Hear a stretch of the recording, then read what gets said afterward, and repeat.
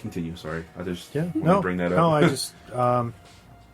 just wanted to throw out the Oscars Yeah. real quick. But then Is there anything that wasn't nominated that you thought should have? I mean, aside from Little Women.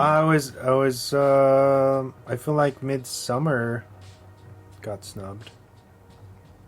I can't agree with you or disagree. I haven't. I mean, You haven't from what I finished it? saw, Do you it's think it's definitely good. But I mean, they didn't. I don't think Hereditary was nominated either. Yeah. Do you think it was just because it's a horror movie? Genre film. Unless you're Jordan Peele or somebody. Not to throw shade because I love him, I Yeah. do. But I'm saying it's just real hard to be recognized. I'm just surprised Hobbs and Shaw didn't get anything. No, come on, man. Moving on. Yeah. Oh, speaking of The Rock, he's actually getting his own sitcom based on his self as a So is Ballers ending? growing up. I have no idea, but it's coming to like NBC or something, so it's gonna be on. That's just crazy. He's gonna do yet another. I don't think he's gonna be necessarily on the show all the time. Oh, he's he's probably just- gonna be narrating It's it. about him. It's about him as a young kid okay. growing up. Dang, that's gonna be interesting. So like everybody, as his father, Yeah. growing Like up with Rocky Andre the Giant. Johnson? Yeah. Everybody hates Chris. Yeah, or Fresh Off the Boat. It's based off of the which the Fresh comedic- Out the Boat last season. So yeah, I thought that was interesting. I forgot about that. Also, rest in peace, La Parca passed away. Oh, yeah. this weekend. Come on, man. He was in a coma. I think he dove the wrong way, and he's been in a coma for a minute. And he passed away this weekend. And again, I want to reiterate how people say wrestling is fake, but with one fatal step, everything could change. Yeah. So, rest in peace, La Parca. Dang. So Next segment. Yeah. And now it's time for the weekly recommendations. All right, James. All right. So I have two actually. Queen of the South. It's on Netflix. Mhm. I believe it is on USA. I'm only like 2 seasons in. I think there's like 3 or 4 or 5 seasons. I don't know, but it's pretty good. Pretty good watch. I really like the score that they have for the first and second season. I know Alyssa's ahead of me. And I always come in and she's watching it like way ahead, but it's the soundtrack or the score or whatever that they use. It kind of reminded me of that synthy like feel from like Scarface, Okay. of like 80s pop. Yeah. Pop way. It's really cool. I liked it. They kind of stray away from that in the more recent seasons, but it's definitely a good watch. Check it out. It's about this. I think she's like it's based on real events. Is it supposed to be real? Yeah.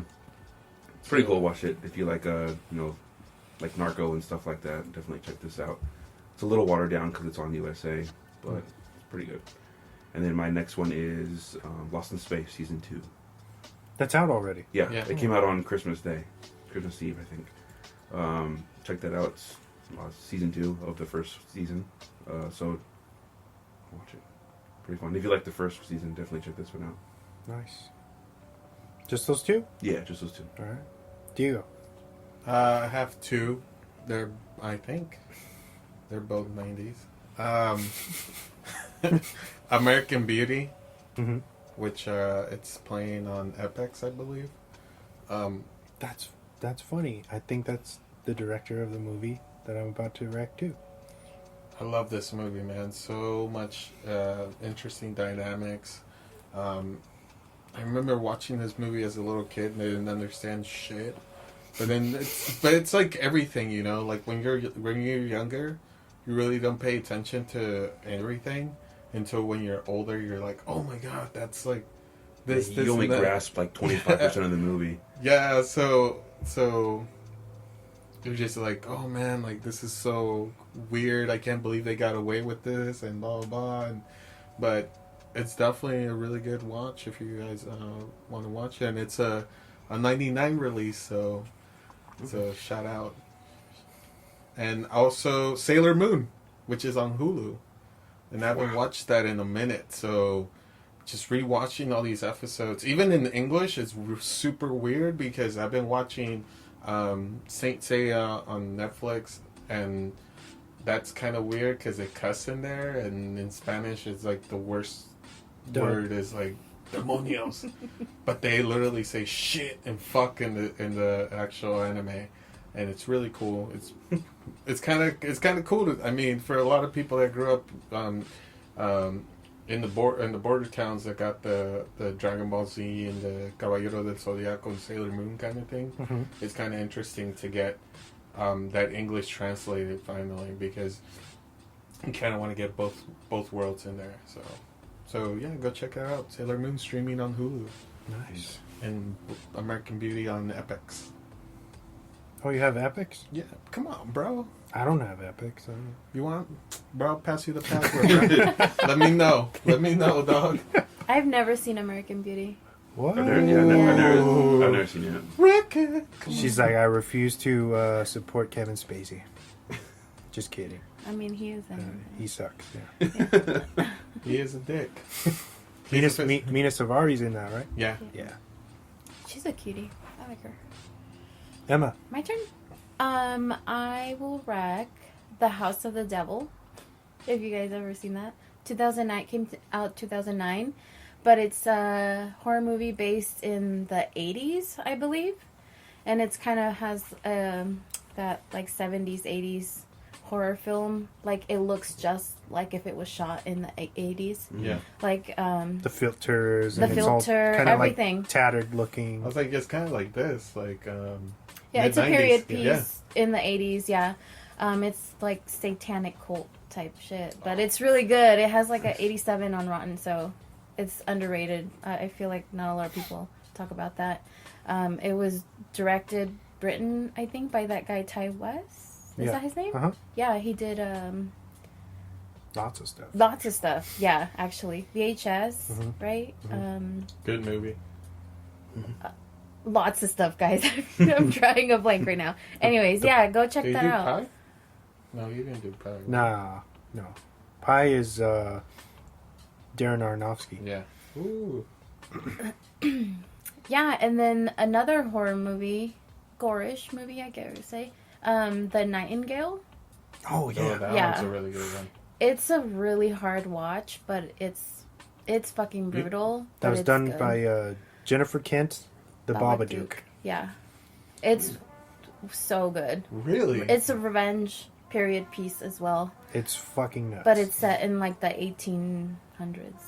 Yeah, savagery. savage, gory, Yeah. like almost you have to look away, almost, but Yeah. not really. You know, It's cringy. it's really fucked up too. Cringy in the best way. And Yeah. if you're saying it, then it's No, pretty yeah, no, cringy. it's cringy, dude. Yeah. And then my last one will be Daria. Nice. Yeah, It's on Hulu too, right? yeah, that is on Yeah. Hulu. Yeah. Fitting for what we're Yeah, going to talk about. I love Daria. Yeah, on Hulu. Nightingale is on Hulu. The House of the Devil. I don't know. I've never seen it around. I found a copy randomly at a 7-Eleven for like $2. Rent it for a couple bucks. Yeah, it's worth a watch. Daria. That's it. Ooh, Daria. What a controversial show that was, man. It is. It's still a big show. It was like our Bob's Burgers, I Yeah. think. Yeah, It was like what Beavis and Butthead was. Like, Exactly. Like, Well, like how controversial Daria that was in Beavis and Butthead. Yeah. She started as Yeah. a character in there. So did King of the Hill. Mike Judd, you know. Yeah. I have one, but it is the film to end all films. 1917. Ooh. Okay. How was that? Oh, perfect. I need to see that. A perfect cinematic experience. Go see it on the big ass screen, IMAX, whatever you Not screen, Not Yeah. fire, not fire Atmos, stick. Not whatever. fire No fire stick for you, sir. I saw the trailer for this right before it It's played. on IMAX. It played It's on before yeah, Star Wars. Yeah, on IMAX. Looks so good. Yeah, World War One. So it's Yeah. like going back before everything. It's incredible. One, how do you say? It's like It was done by Sam Mendes, who actually did American Beauty Yeah. too, which was Yeah. ironic that you would pick that. You know. It was Yeah. one. It was. It's made to look as if it's one continuous shot, which is like it's anxiety riddled all the way through. Obviously, there's hidden cuts because there's no fucking way you can do that for real. It's like Birdman, dude. Yeah, Birdman's amazing too. Yeah. But yeah, you guys should all check out 1917. Yeah. Sam Mendes, masterpiece. I wish I had been able to see that for the best of episode, but we got robbed because San Diego didn't get it. It had a soft that's right. opening on Christmas only, and then it opened for us in January. So I apologize to all the listeners. 1917 would have been on the top of my list if I was able to see it. 5, 4, 3, 2, 1. And now for the movie focus of the week. All right, and we're back. We're talking about Diego's pick tonight, which is mid-90s. Yeah. A24, Jonah Hill's directorial debut, which is amazing. Yes. It's rated R. It came out in 2018. It's a coming-of-age drama. Yeah. 1 hour and 25 minutes, very fast. 81 on Rotten. Which I think that is fucked up. I think it should be a 90. Come on, man. That's not a... That's bad. That's pretty fair. It's pretty fair. Considering Rotten Tomatoes. This is true. Underwater has a 51, alright? I'll just say that.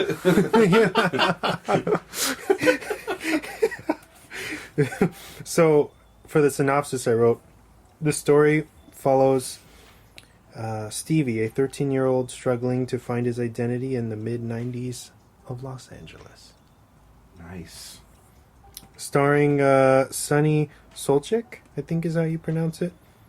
Nikhil Smith, Olin Prenit, Lucas Hedges, Catherine Watterson, Gio Galacia, Ryder McLaughlin. Alexa Demi. She's cool. From Euphoria. So why'd you pick this movie? Or what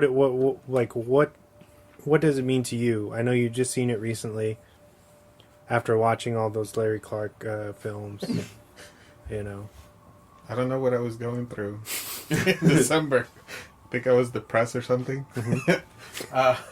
Watching Larry Clark movies is not a good thing sometimes, especially when you're pretty depressed. I actually wanted to. I think I already said it on the show that I wrecked this, and I was like, I want to do it for a future episode. But I wanted to do this to keep the theme of the '90s going. Okay. I thought Jonah Hill did a really good job in this movie, making it look like it was shot in the 90s, in the mid-90s, in like 96, which was where this takes place. And I like his attention to detail to this. It also makes me feel like I'm watching Kids again, but with better... It's kind of like his personal take on What's Up Rockers. Yes. Is What's what Up Rockers and Kids in one. That's what I felt out of this. You know, this is just doing it through the lens of skateboarding and skateboarding culture and hip hop. Yeah. You know, and we meet this kid and comes from a broken home. He desperately is looking for the attention of his brother. His brother treats him like shit. He doesn't really care. You know, he's like, who are you? Beating on him. Just stay away from me, pretty much. Don't go through my stuff. We're not gonna hang out. But Stevie, you know, holds him. Ian is his name, I believe. Yeah. He holds him up on this pedestal, like, I want to be like him. I want to, you know. The movie starts off where he goes through his entire CD collection to make sure that he gets him the right, you know, album that he doesn't already have. And there's this it's like a heartbreaking scene where they're at dinner, the brother and the mom, and Stevie gives him the CD, which they don't show you what it is, maybe a rights issue or something. And he says, you know, I know you don't have this one.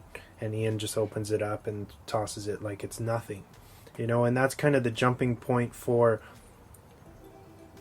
Stevie looking for people, alternative. people that like his own family, you know what I Mhm. mean? Because family doesn't mean necessarily blood, and I feel Yeah. like that's kind of what this movie is hinting at, is that you're